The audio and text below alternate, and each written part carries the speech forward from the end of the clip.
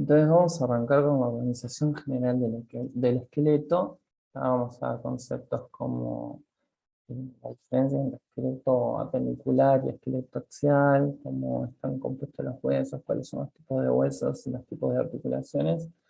Y de ahora en más vamos a manejarnos con esos términos, ¿tá? Conocer los tipos de articulaciones y cuántos grados de movimientos tienen. Es súper importante, ¿tá? Entonces, este, bueno, primero que nada, que decir que corresponden al aparato locomotor, ¿no? Y que el mismo tiene tres eslabones: el eslabón pasivo, el eslabón activo y el eslabón trófico, ¿tá?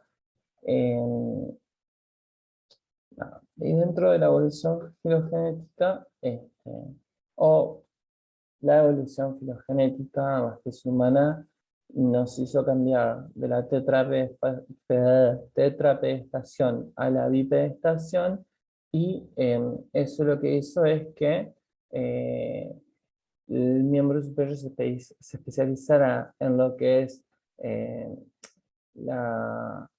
como miembro prensil, o sea, como para agarrar cosas, ¿ah?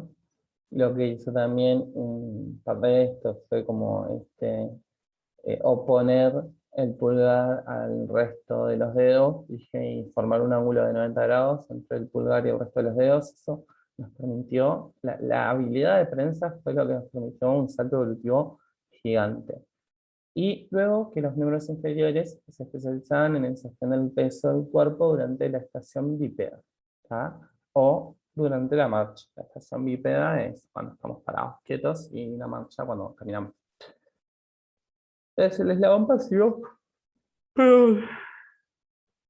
Uf.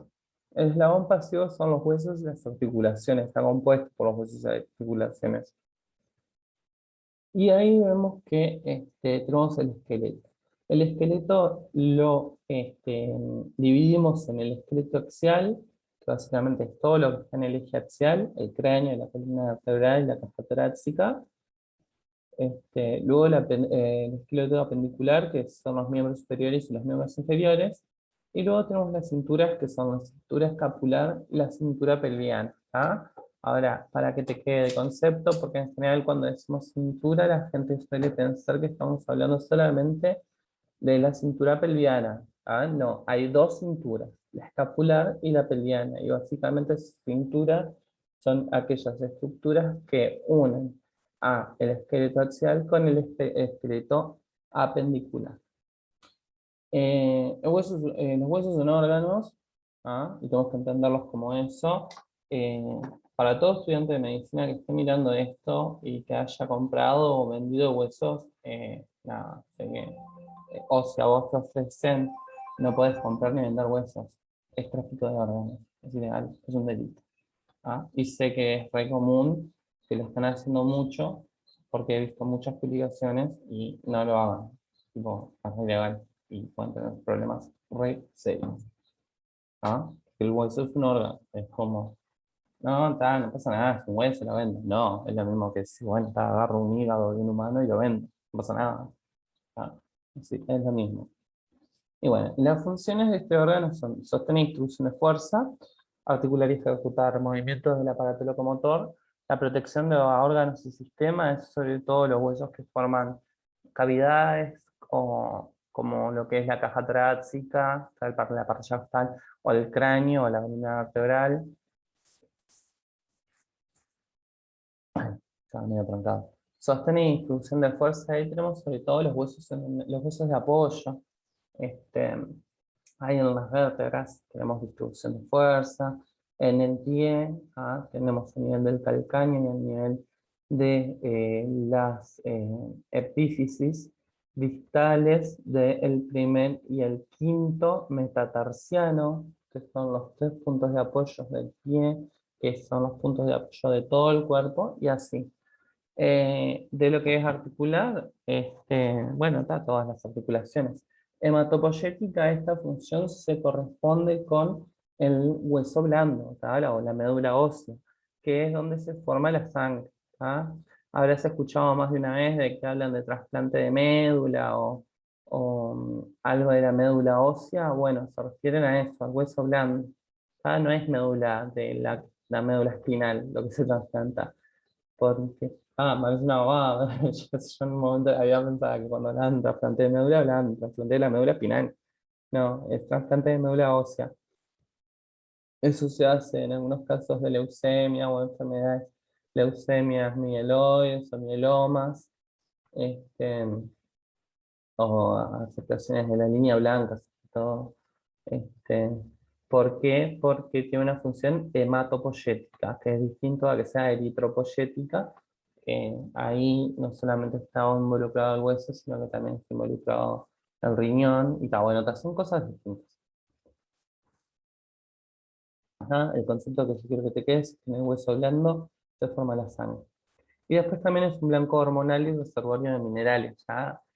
Que, por ejemplo, las hormonas paratiroides se activan y actúan cuando los niveles de calcio en la sangre están disminuidos, y lo que producen es el aumento de la actividad de los osteoclastos con la consiguiente absorción de hueso, ¿tá?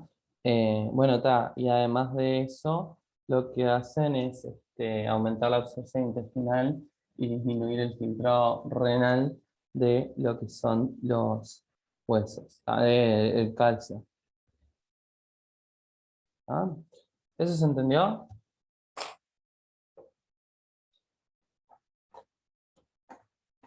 ¿Se entendió bien, Virginia?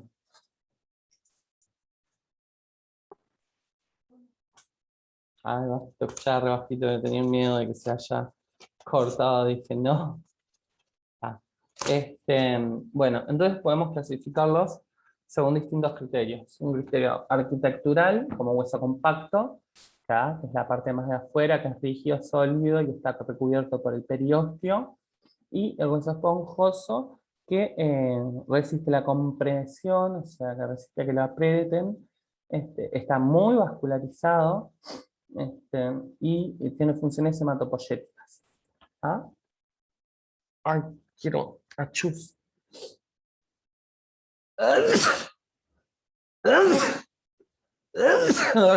La alergia. Y luego tenemos el hueso esponjoso, ya lo dije. Y después el otro criterio de clasificación es el geométrico, en donde los podemos clasificar como huesos largos, huesos cortos y huesos planos, dependiendo de qué eje, ya sea longitudinal, o sea, el cefalocaudal, el anteroposterior, el lateromedial, sea el que predomine. Eh, Huesos largos denominamos al que predomina la longitud sobre el ancho y el espesor, o sea que predomina el eje cefalocaudal sobre el eje anteroposterior y lateromedial. Y son los huesos de los miembros en general.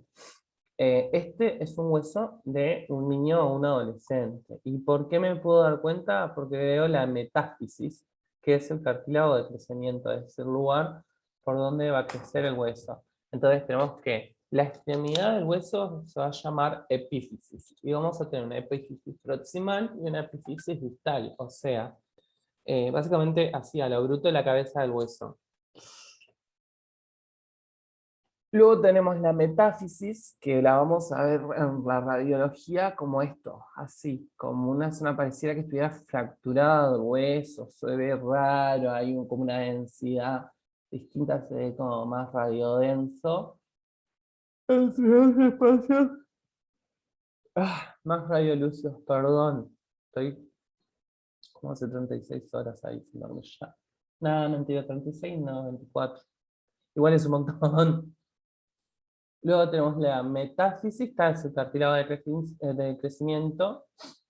Luego viene la fisis, sería la línea donde que separa la metáfisis del cuerpo, del hueso, que es la diáfisis. Y luego viene la otra epífisis. En el adulto solo vamos a tener epífisis y diáfisis, ¿tá? Pero en el hueso en crecimiento, que se da por la metáfisis, es como el cartílago donde se da el crecimiento en longitud de los huesos largos mediante el proceso de osificación endocondral, que te acordarás de la osificación endocondral e intramembranosa, supongo, donde sea. Luego tenés los huesos cortos, que tienen los tres ejes semejantes, o sea, no hay predominio de un eje sobre el otro, que presentan una forma groseramente cuboide. Acá el departamento incluyó las vértebras como huesos cortos. Hay quienes clasifican las vértebras como huesos irregulares. Acá vemos los huesos metacarpianos de la mano y acá los metatarsianos del pie. ¿Ah? Y acá vemos la arquitectura de los huesos cortos, donde vemos un corte coronal y un corte sagital. Vemos que tienen una fina lámina de hueso compacto y luego tienen abundante cantidad de hueso esponjoso. Entonces estos huesos se especializan mucho en lo que es la producción, en la que es la hematopoiesis, o sea, la producción de sangre. También estas trabéculas, que son estas, digamos, estructuras, estas líneas que tienen, van a tener una dirección, y esa dirección van a determinar lo que son las líneas de fuerza, que son los puntos de apoyo. Y finalmente los huesos planos, donde predomina el ancho y la longitud sobre el espesor, y son los huesos del cráneo y los huesos de esto que tenemos acá, el ilion, el pubis y el coxis, ¿tá? Que forman bueno, básicamente los huesos de la cadera. Los huesos planos tienen el hueso compacto. Acá justo a nivel de este corte vemos una sutura, que es un tipo de sinartrosis, un tipo de articulación llamada sinartrosis. El hueso esponjoso con sus trabéculas y el hueso compacto interno. Entonces tenemos que los huesos largos están en las extremidades de los miembros, en los brazos de la palanca. Los planos están vinculados con cavidades como la craneana y la pelviana y tienen la función de protección. Los huesos cortos están en la columna vertebral, en el esqueleto del pie y de la mano, y básicamente se utilizan para el soporte y transmisión de las fuerzas. Luego tenemos las eminencias, o apófisis, que son protrusiones.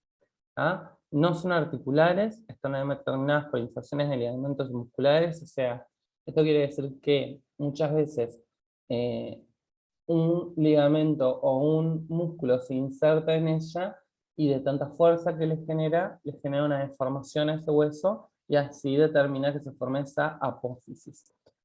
Tienen diversa nominación como tuberosidad, tubérculo, espina, cresta o línea, y hay algunas que son articulares, que están destinadas a articular dos huesos entre sí y su forma varía según su articulación, por lo tanto la función también varía.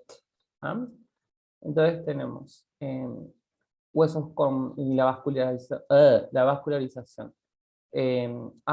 Son de tres órdenes. El primer orden son los vasos principales, que está en la diáfisis de los huesos largos. Está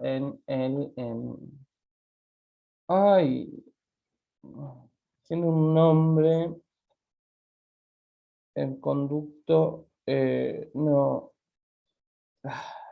que también, bueno, no me acuerdo el nombre ahora, ya me va a salir, ya me voy a acordar. Tiene un nombre, el hueso, el agujero donde se vasculariza, es el que forma la ostiona, es el que está formando la ostiona,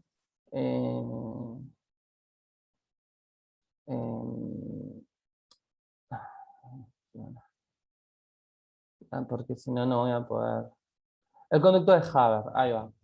Es el vaso que está a nivel del conducto de Haber. Luego tenemos los huesos de segundo orden, que están en la epífisis, el segundo orden de la vascularización, que está en la epífisis de los huesos largos, en los bordes de los huesos cortos y las superficies no articulares de los huesos cortos. Y la vascularización de tercer orden, tenemos que son pequeños vasos en toda la superficie del hueso. Tenemos que los huesos largos, por ejemplo, los de los miembros superiores, tienen los vasos que se dirigen al codo. Los de los miembros inferiores se alejan de la rodilla y huyen al extremo fértil. Eso es de que huyan al extremo fértil, significa que van al extremo en donde el hueso va a crecer en longitud, porque es donde más precisa sangre. Entonces, decimos que es el conjunto de estructuras anatómicas que comunican entre sí dos o más huesos. ¿Qué es esto? Las articulaciones. Y las clasificamos como sinartrosis, anfiartrosis y diartrosis, que son las que van a tener cápsulas sinoviales. Las senartrosis son articulaciones inmóviles, ahí como vemos, como ya te mencioné anteriormente, las suturas craneanas están unidas por cartílagos que se llaman sincondrosis, porque condro es de condrocito de cartílago. Todo lo que sea osis es de hueso, drosis es de cartílago. Condrosis, de condrocito. Y están reunidos por tejidos fibrosos que son sin fibrosis y suturas. Las anfiartrosis presentan poca movilidad, parecía que no se mueven, pero en realidad sí se mueven, pero presentan poca, como la sífilis pubiana. Están unidas por un ligamento interóseo, que es fibroso o fibrocartilaginoso, y por ligamentos periféricos, y carecen de cavidad articular. Entonces ahí tenemos la sífilis pubiana, los ligamentos laterales de la columna vertebral. Luego tenemos las diartrosis. El complejo articular del hombro, por ejemplo, es una de las diartrosis que tiene mayor rango de movimiento, son muy móviles, presentan superficies articulares revertidas por cartílago, tienen una cavidad articular, tienen una membrana sinovial y eso es fundamental, y tienen una cápsula articular. Tenemos que tienen ligamentos pasivos, que son espesamientos de la cápsula articular, y activos, que son los músculos periarticulares. Y tenemos que podemos clasificar las diartrosis según las superficies articulares en artrosis, condilias, trocleares, trocoides, artroides y en silla de montar un cajero recíproco. Y según los ejes como monoaxiales, biaxiales o triaxiales o poliaxiales, que son la que tiene movimiento movimiento en todos los planos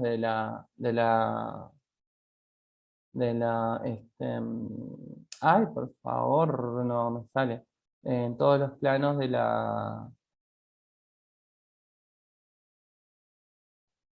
del espacio. Cuando vos veas que me tranco así, ayúdame también, ¿tá? Porque si no me, me, me- me pierdo. Este, bien, las senartrosis, son superficies articulares en formas de segmento de esferas, es convexa y cóncava, por ejemplo, la cavidad glenoidea con la epífisis del húmero, y permiten movimientos en torno a tres ejes o son triaxiales. El complejo articular del hombro, por ejemplo, que permite la aducción, abducción, la flexoextensión y la elevación, no, eso sería la abducción. La rotación interna y externa. Tenemos las condilias, en donde las superficies articulares tienen forma de segmentos más como elipsoides, eh, no son tan circulares esféricas como las en artrosis, pero son medio parecidos. Permiten movimientos en torno a dos ejes biaxiales. Acá se limita un eje de movimiento. Y un ejemplo acá son las metacarpofalángicas, y la metacarpofalángica se va a dar siempre con la primera falange o falange. Porque las falanges podemos llamarlas también como primera, segunda y tercera, o falange, falangina y falange. Luego tenemos las bicondilias, donde vamos a tener dos cóndilos que se articulan con dos superficies cóncavas, y como ejemplo vemos lo que es la del maxilar inferior. La mandíbula tiene dos superficies cóncavas eh, y tiene un menisco interpuesto. También tenemos la articulación de la rodilla, aparte de la del maxilar inferior. Acá, además de la rodilla, vemos que tiene los meniscos, los ligamentos cruzados y acá los ligamentos laterales. Todos estos son ligamentos pasivos. Y después la articulación de la rodilla va a tener ligamentos activos, que son los músculos que se vienen a insertar. Vamos a tener los músculos, los ligamentos o los tendones de los músculos de la rótula, acá del bíceps crural y de otros músculos que están ahí en el miembro inferior, que las vamos a ver cuando veamos miembro inferior. Luego tenemos las trocleares, que son, por ejemplo, una superficie que tiene forma de polea, en cuya garganta se articula una superficie articular opuesta. y permiten movimientos en un solo eje, son monoaxiales. El ejemplo que nos da ahí es la articulación del codo, donde vemos el cúbito y el radio que están ahí a nivel de lo que es el olecranon, ¿ah? Que es esta estructura que está acá, ¿ah? Que está articulando con el húmero, ¿ah? La apófisis distal del húmero.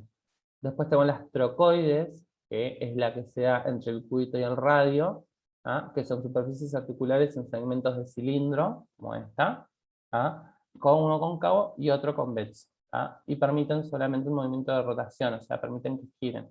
Esto es lo que nos permite la pronosupinación, que es el movimiento de girar. Ahora voy a poner la cámara, ¿ah? La pronosupinación. Esta pronada, supina pide. ¿Ah? Entonces es una forma de acordarse. Esto es permitido por este tipo de movimiento. ¿Ah? Entonces, ahora sí. ¿Ah? Permiten el movimiento de rotación en torno a un solo eje y son monoaxiales. Luego tenemos las artrodias o planas, que presentan superficies articulares planas, permiten el movimiento de desplazamiento y son monoaxiales. ¿Ah? Y bueno, y estas, por ejemplo, hay cierto momento en que pierden casi la motilidad y básicamente hacen que un hueso se desplace sobre el otro. Y luego tenemos las articulaciones en silla de montar o por encaje recíproco, que son superficies articulares cóncavas en un sentido y convexas en otra, ¿ah? Y permiten movimientos en tornos a 12.